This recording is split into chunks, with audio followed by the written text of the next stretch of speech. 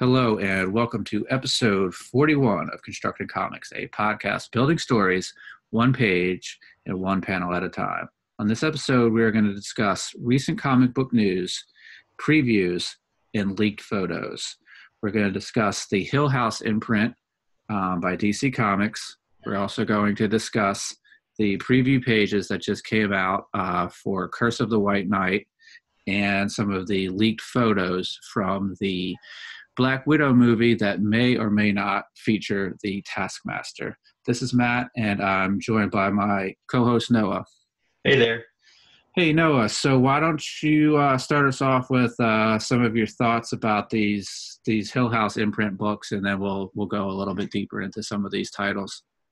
I think they sound really cool, really awesome, and almost too good to be true. I can't see this lasting again, just because seems like every endeavor that they bring on just doesn't last very long. Like, it's only a matter of time before Black Label just becomes a thing of the past. Mm-hmm. The fact that they are canceling the Vertigo label for now to put this out there is also a bad thing. But I think this itself is is something pretty awesome, and I hope it lasts. But it's still, again, too good to be true and too good to probably sustain itself within the Black Label. But I'm really looking forward to it, especially the basket full of heads. I'm really excited to read that. Mm-hmm. And all of it looks really good. White Knight, I'm gonna read that probably because I love Sean Murphy. He's a great artist. Looks a little rough from these pages, but I'm sure there'll be some spectacular artwork in there. At least what he's shown on Instagram and Twitter is pretty amazing. Some of the interiors for that book. Then I'm excited for Black Widow. Excited to see what a new female director will bring to the MCU about a character that I've always had an interest in, just because she just seems like a character with a lot of potential within the MCU that's just never really been explored. She's just always a background character. I'm really excited to see her be in the forefront. So. Yeah, very, very true. Yeah, so leading off, we're gonna go a little bit deeper into these Hill House books. These books are going to be written and sort of overseen by Joe Hill, who is the son of Stephen King. So that should hopefully help with the book reading public, folks that are in the prose work. Joe Hill has got a couple of horror novels. He's got a TV show on AMC right now based off one of his books, Nosferatu. So that should certainly help. Are you familiar with any of Joe Hill's novels or comics work? I've read, I think, probably the first issue of Lock and Key, which I really liked, and I've been meaning to pick up some trades of that lately. Mm-hmm. That's probably what I know him most from. And but no, other than that, I'm not very familiar with his work. Like I said, all I've heard is just great things about Lock and Key more than anything. But what's your history with Joe Hill? Yeah, so I'm a huge Stephen King fan. So I've read most of Joe Hill's novels, and I have read all of Lock and Key, and I really like Lock and Key. Some of Joe Hill's novels are a little hit and miss for me. His first one, Heart Shaped Box, was one I enjoyed. Oh, that was him? Oh, wow. Yeah, that's a big deal. Yeah, it was basically like a aging rock star bought somebody's soul like off of like an eBay service, and then terrible things happen afterwards. So that was pretty cool. Yeah. And, I remember when that one came out. That was a big deal. That book was huge. Yeah, so that was part of the time when, we talked about this a little bit earlier, but he was trying to shy away from his father's name by being, using the pen name of Joe Hill, but that didn't last very, very long. Some of the papers, reviews of the story brought up the fact that he was Stephen King's son. So, of course, it's just unavoidable. Yeah. Yeah.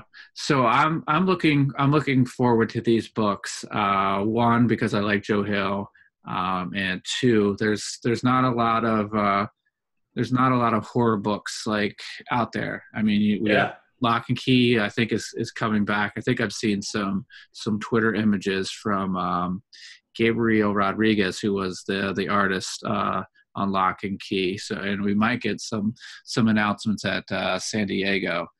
But there's not really like a horror imprint. So now we have a horror imprint. Yeah, that's exciting. Yeah.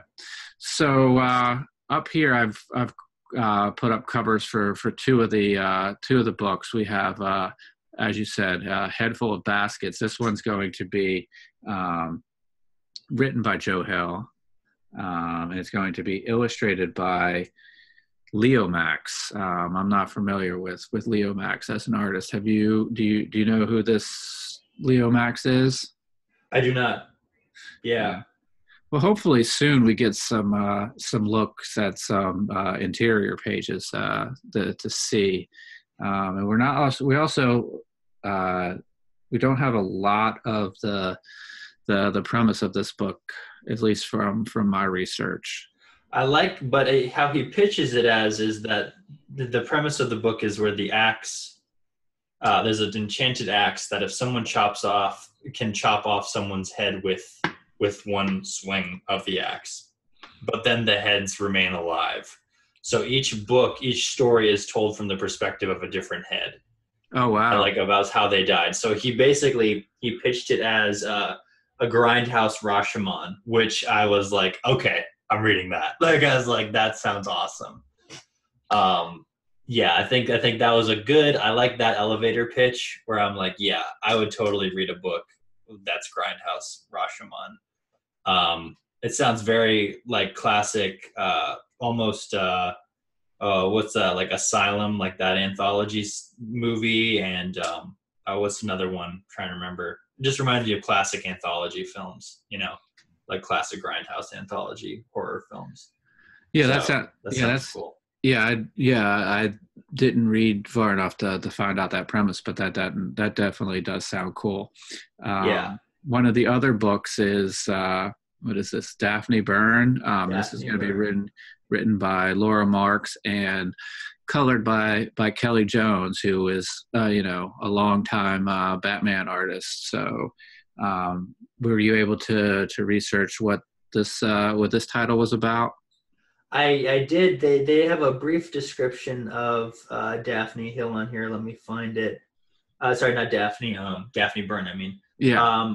Yeah, they have a brief one. It wasn't one that stuck out to me as much as some of the other ones, like the Low Woods and the Plunge. Those were the ones that kind of stuck out to me, along with Basket Full of Heads. Let me find the description here really quick. They may not have had one, actually. Sea Dogs was another one that sounded really cool. Trying to find it.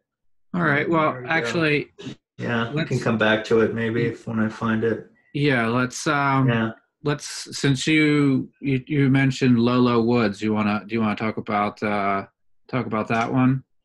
Yeah, that one's gonna be cool because that one is set in is the comics debut of a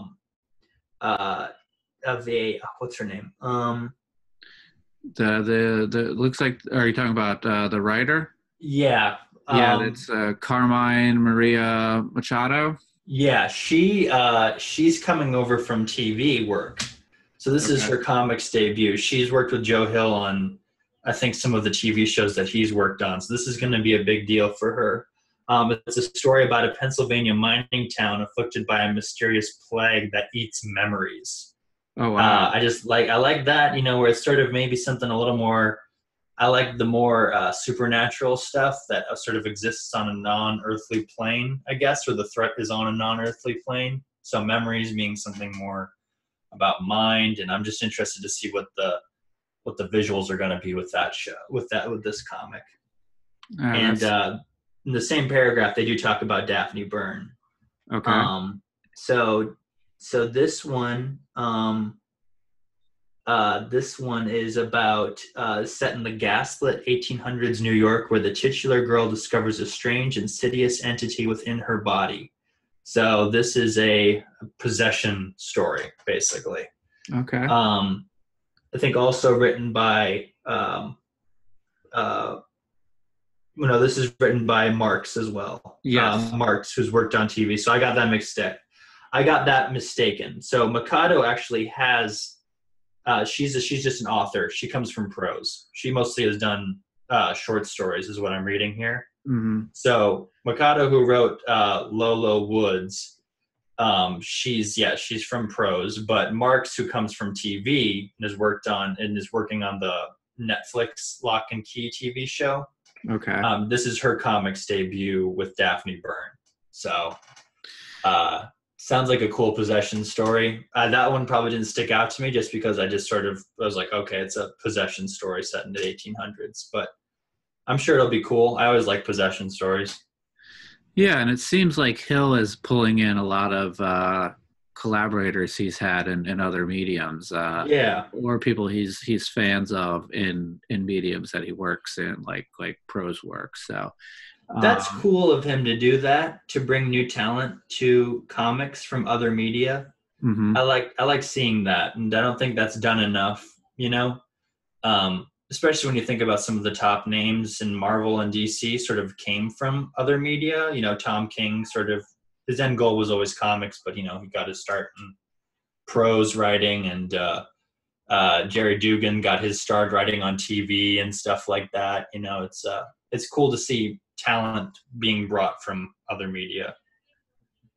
Yeah, what will be interesting when I get a chance to read some of these books? I feel like maybe the transition from a TV writer that probably uses storyboards to comics would be a easier transition than somebody who works in prose that could be verbose and very descriptive, where in comics you sort of have to be more economical with your words. So that'll be interesting to see. Yeah, you could either be someone like Joe Hill, who has experience writing for both and knows the strengths of both, or you could be someone like Ta-Nehisi Coates, Ta-Nehisi Coates, who didn't know how to translate prose to comics, it seemed like, in his first endeavors in the comics realm. Yeah, and as far as Coates, if you look at the Black Panther run compared to his new Captain America run, he's definitely figured some things out. Which is what I've heard, that his Captain America is pretty great. And I've read some of his Captain America, and I was really impressed with it. I just picked up one issue one week, and I read it, and it was really good. It was very Brubaker in tone and pacing, so I thought that was great. Yeah, and not to belabor this point too much, but the Black Panther run was a superhero comic that kind of wasn't written like a superhero comic, where this Captain America is written like a superhero comic. So he's definitely finding his stride with this run of Captain America. So all right. So we have two more titles here to discuss. We have Plunge, which is written by Joe Hill. And is this the one that the artist hasn't been announced on yet? Yeah, I don't think so. But this one, he doesn't give him much, but he says it's his chance to riff on one of the greatest horror films of all time, John Carpenter's The Thing, which is probably my favorite John Carpenter film, maybe up there with Alien for me. It's one of my favorite horror films. So Hill's just like he's got me hooked already. I'm like, yep, you're good. That kind of thing. It's like, I'll do it. But yeah, Plunge concerns supernatural events in the frozen north, according to Entertainment Weekly. Yeah. So this is about a research vessel that goes disappearing in the Arctic Circle and then reappears 40 years later now just sending a distress signal. So a team of American researchers is sent to salvage the vessel, even as a wintry storm approaches. So, yeah. Then, of course, they find an entity on board. It doesn't look like he has an artist for this one yet. Then he has another one. He says that he has another one that he hasn't announced yet for this, it seems like. So, yeah. Yeah, so I think the last one that they at least have a cover image of, and I don't know if there's much written about it, is the Dollhouse family. Yeah, the Dollhouse was actually one of the first ones that they mentioned in the Entertainment Weekly article. Let me pull it up. Dollhouse family. They'll be exploring the life of Alice, who was gifted a big, beautiful dollhouse as a child, filled with magical family of dolls. As she gets older, Alice returns to the dollhouse with unexpected results. So this is written by... This is the Mike Carey, Peter Gross book. So yep. No, these are definitely at pitch level, story level. These all sound really great. Yeah, they all sound really strong concepts across the board. I'm thinking for me, the one I'd be most excited about, just generally the way I write and the stuff that I'm into, I would say The Plunge is the one I'm most excited for. How about you? It goes back and forth between Plunge and Basket Full of Heads. I also like his description of Sea Dogs, which is a period horror story set during the Revolutionary War. So that also takes place at sea, and it's about a 90-gun ship, and it's sort of like this. So here's the awesomeness about it. So this is how Hill describes it. The naval fleet is run by this 90-gun ship, and there's just nothing the Americans could throw at it to destroy it, Hill says. So they hit on this desperate plan, allow 3 American werewolves to be impressed on board, and then eat the ship from the inside out. Oh, wow. So that sounds awesome, too. I think the top 3 are the ones written by Joe Hill are the ones that I'm the most excited about. Yeah. So just to add to that, I just found it in the article. So each of these comics are going to come with a 2-page backup. That's the Sea Dogs feature. That's the Sea Dogs feature. Yeah. Which I'm like, I have to buy all of them because of that. Because that just sounds awesome. Yeah. That or trade wait some time down the line to get maybe an issue of it all put together. So right. I think we did a pretty good job of talking about those. I know after talking about these, I'm a little bit more excited for them than I was at the start. Yeah, I was pretty excited when I just sort of read all the synopsis of every one of them. And I'm looking forward to see what comes out of this. I really hope it's something that lasts, but with how DC's been doing things, I can't see this sticking around or any of this talent really sticking around either. So.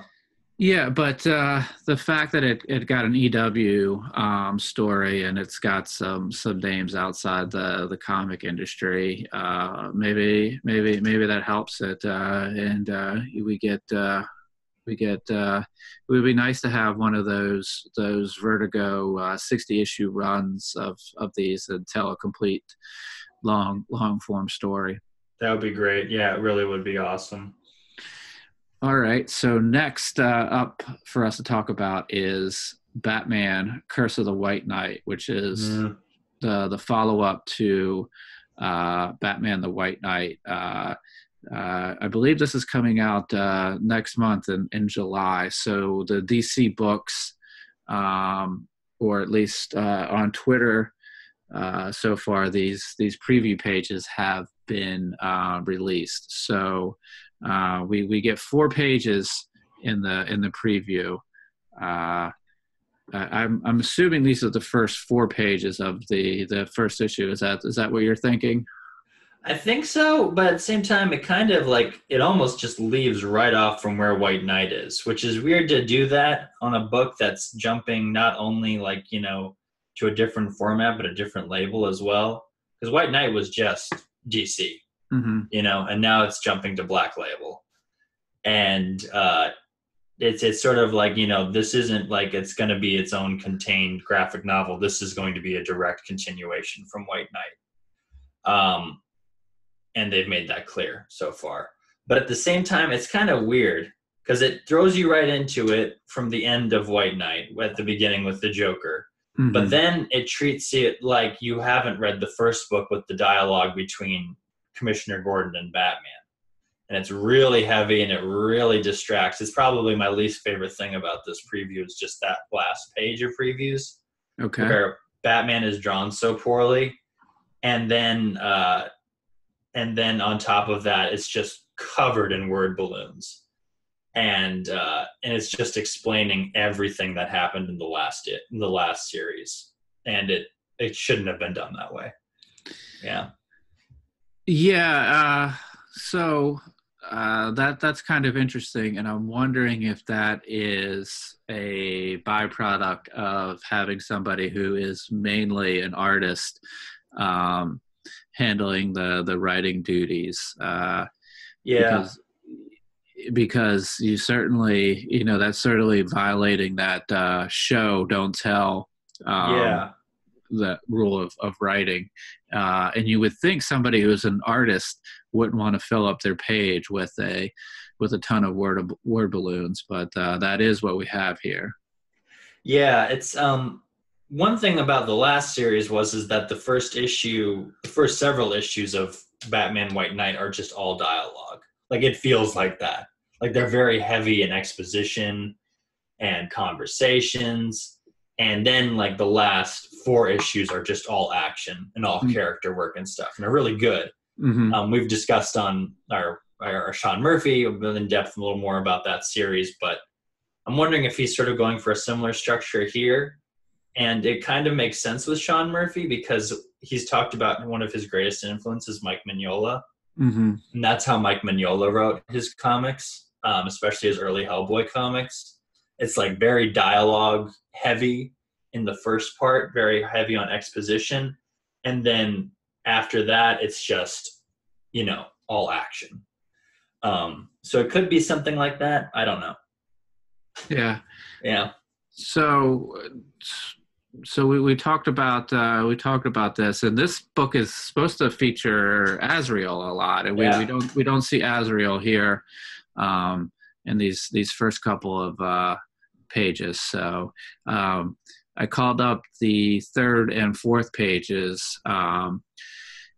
This is where you have your favorite Batman. Just the ugliest Batman I've seen since Frank Miller drew his last Batman. Yeah. Yeah. And I love Sean Murphy. She really sucks because this is am I wrong? Am I like, this is bad, right? It's not.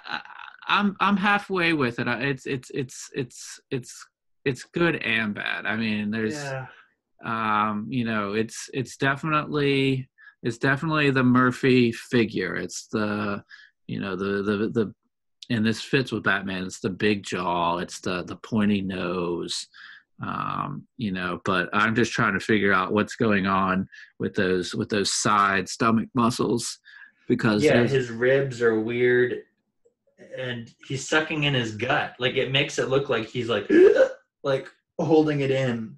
Like I've never seen a human body like shaped like that. Yeah, I mean, even if you're a lean muscular guy, like those little muscles on the side, off to the side, just below the side of the chest. There's only like 3 or 4 of those. There's not 16 of them, but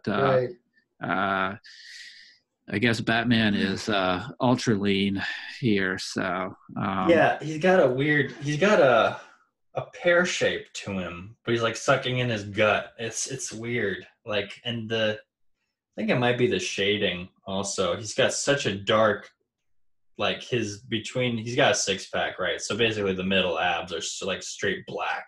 That's what makes it look like he's like suck it in, Batman.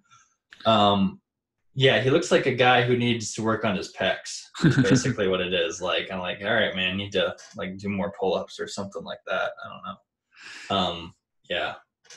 Yeah, but this is definitely the style we saw in the first one with the gloves, the bat, the cape that has the collar, that big, thick, wonky belt with that huge belt buckle.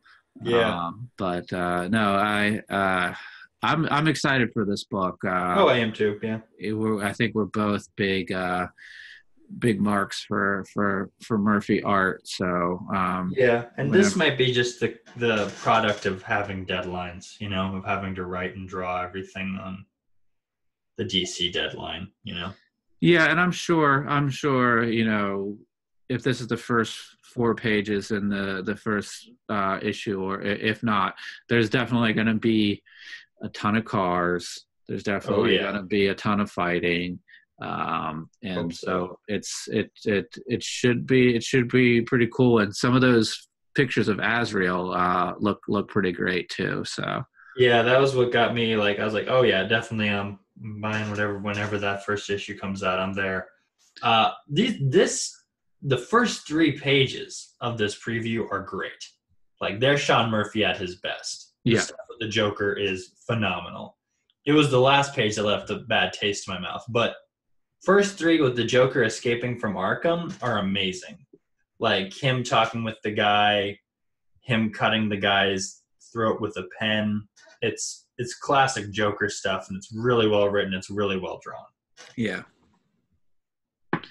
So, all right. So before we move on, and I'm trying to remember the first series, I hope that this one addresses the wasn't there like a note that Alfred left under like the floorboards for Batman that was a little like, or either we didn't see what was written or it was a little mysterious what was written there. So I'm hoping we get that, or we get a little bit of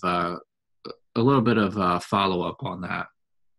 Yeah, I think I remember something like that. How it ended, the last one, was Batman told Commissioner Gordon that he was Bruce Wayne. Yeah. Thus cementing that, there's no, and then in Sean Murphy's universe, Commissioner Gordon's an idiot. Is what, like, I like to think in the main Batman continuity that Commissioner Gordon knows it's Bruce Wayne, but he just doesn't care, Like, he's like, yeah. And in year 1, they almost, like, confirm that. And everyone follows year 1 for some reason, Yeah. But yeah, in Sean Murphy's world, yeah, Commissioner Gordon's like, what? At the end of White Knight. It's like, yeah, duh. It's Bruce Wayne. Yeah. Yeah, so kind of similar to that, I haven't watched many seasons past maybe the first 2 or 3 of Arrow, but there's at one point in Arrow, Detective Lance is on a rooftop, and standing across from him, not very far away, is Ollie Queen and his 2 daughters. And Ollie's dated both of his daughters, and his daughters only have these little masks that cover their eyes, and he has no idea that he's talking to his daughters and the guy that's dated both of his daughters for years, because of these little tiny covers over their eyes. Those are apparently enough to disguise him enough, and they're not even doing like the Batman, I'm trying to disguise my voice. They're just having a conversation, and he's talking to his 2 daughters and they're at one point boyfriend, and he has no clue who these people are. So of course not. That's how superheroes work. So yeah. Yeah. All right. So the last topic on our episode here is the Black Widow movie, and some of the recent leaked photos we have here. Um, so there's a lot of speculation that this is the Taskmaster who's been announced to be in this movie. So some of these photos, let's just be polite and say They suck. Don't look super duper great. I've seen him compared to the Blue Power Ranger. But I was nicer than that. I said White Power Ranger. Oh, okay. So let's talk about this and maybe throw out some theories. So do you think this is the Taskmaster? I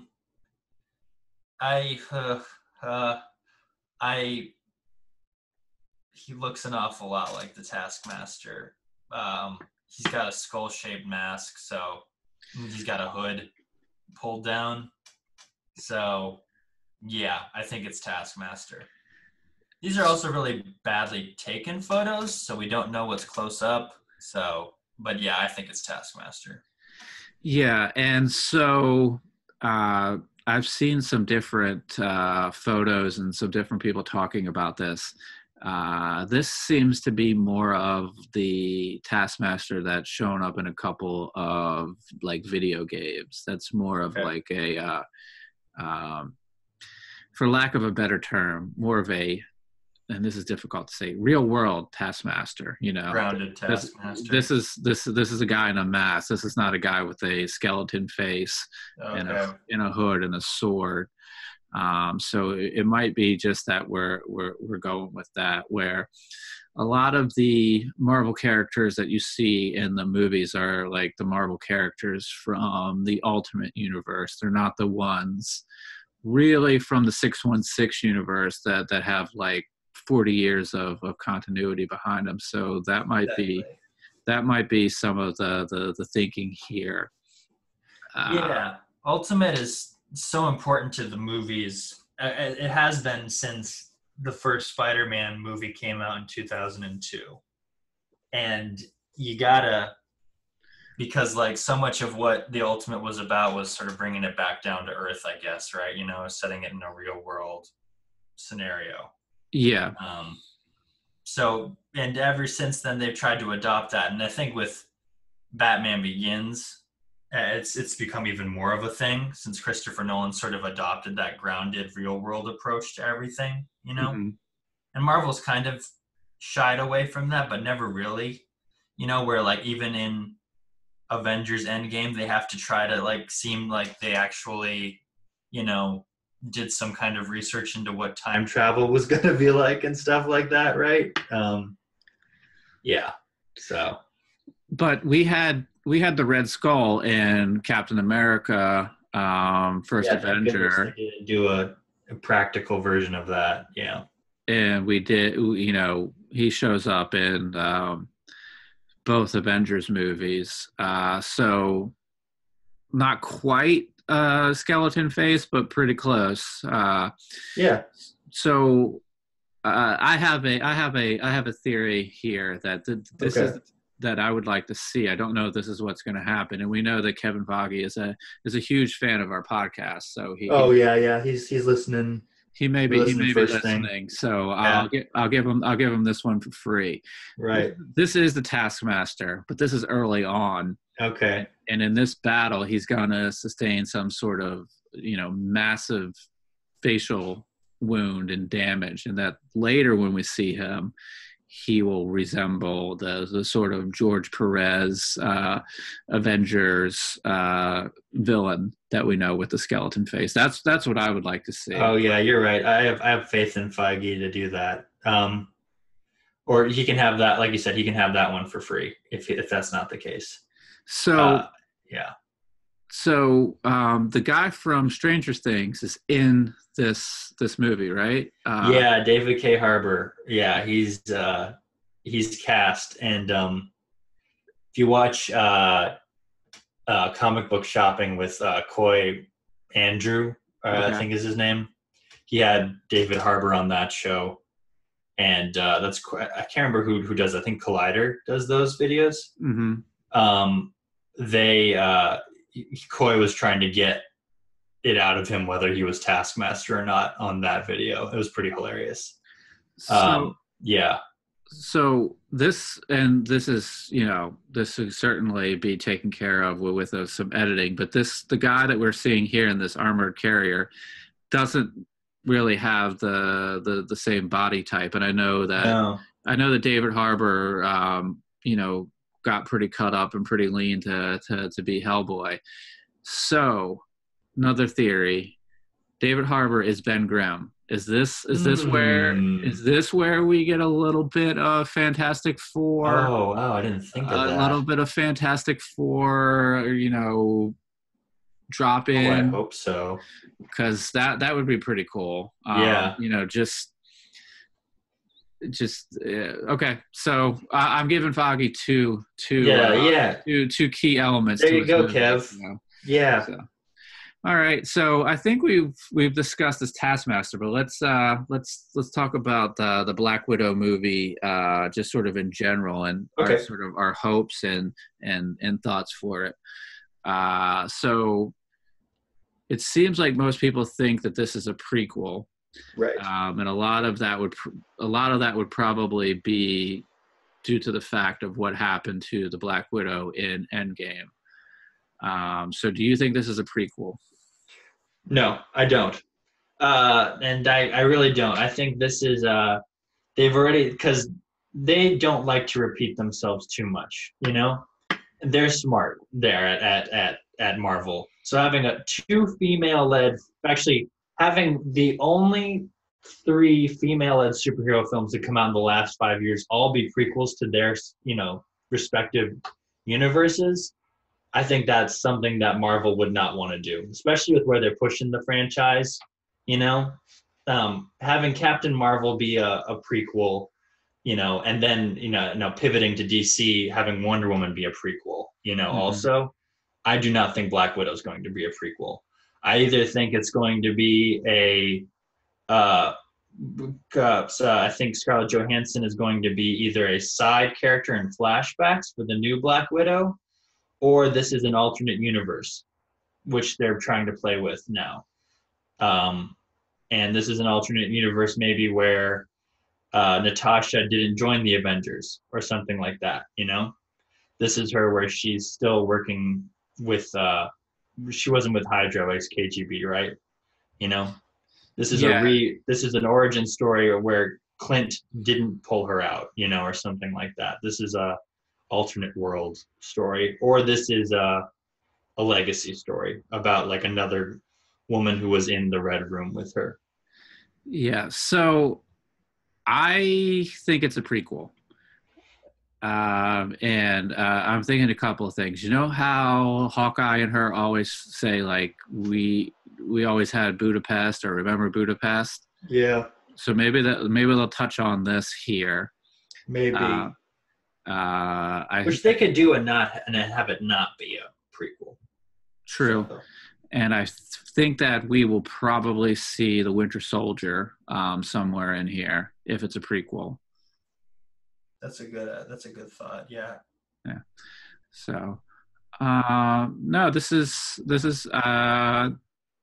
I think this is sort of a Marvel movie that they kind of snuck on us because it wasn't listed on any of those. Those banners. The Phase 4 or whatever banners. So. Which they're doing more and more of. They're getting us. Yeah. So Spider-Man comes out pretty soon. Maybe the end credits. Spider-Man would either give us a Fantastic Four tease, or they would give us a little bit of a tease about this. So if this is also the Endgame re-release with the post-credit scene. Very true. Too. So, yeah, I know that we talked about this a little bit in our Endgame recap, but I'm just thinking how you said maybe this is an alternate universe story. Maybe Steve couldn't save her but he could spin off her timeline, and Right. this is what we're seeing. So maybe that would explain an alternate universe, like because he couldn't bring her back to the main timeline that we see in Endgame, but he could be like, Yeah, but he I could can, go there and he could be like, "Hey, don't go to Vormir," that kind of yeah, thing ever, you know. So yeah, yeah, yeah, it could be something like that. okay. Do you have any more thoughts on this before we wrap it up? No, not too much. I'm really excited to see what they do with it. Heidi Moneymaker, I listened to an interview with her recently, and she's been Scarlett Johansson's stunt double Okay.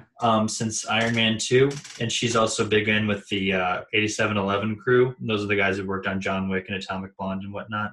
Oh wow. She's really excited about this movie. And just at least where they're pushing it. She can't say anything, of course, but she is excited where they're pushing it, and hopefully this will be the first sort of like grounded, like non superpowered character, or at least non superpowered with a super suit character. True.